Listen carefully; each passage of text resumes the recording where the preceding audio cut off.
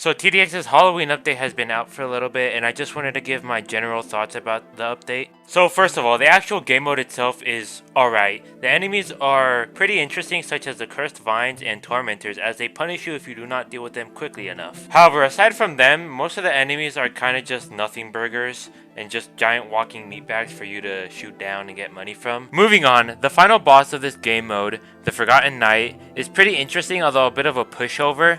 He can't directly go into your base, but he can attack it.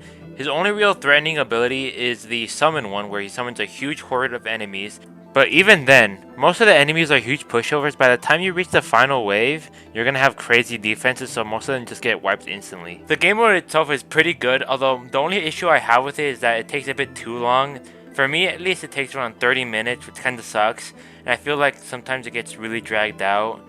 And it gets really repetitive, but I don't know, maybe that's just a personal thing. Anyways, moving on, the battle pass and the tower for this event. First of all, the battle pass for this year has been amazing. A lot of the skins are really good.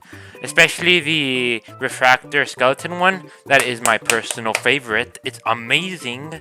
However, just like most battle passes in this game, it has a huge problem with how grindy it is. However, it's way better than all the previous battle passes, as all of them were like ungodly awful to grind. Alongside a pretty good battle pass, you also get a pretty solid event tower, the Shock Trooper. He kind of works like Electro Shocker from TDS, where his stuns can chain. Electro Trooper gets a lot of his value from game modes with heavy enemy spam.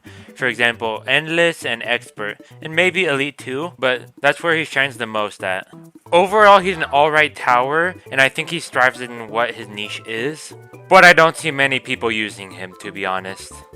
I also forgot to mention, but the models and music in this event have been top notch. Just like any other event that TDX makes, they never fail to deliver. Anyways, my overall thoughts on this event as a whole is that it's pretty solid overall, and it kind of reminds me of Christmas 2024, as both are pretty short events. To describe this event, I would say it's sweet and simple, kind of like Christmas 2024.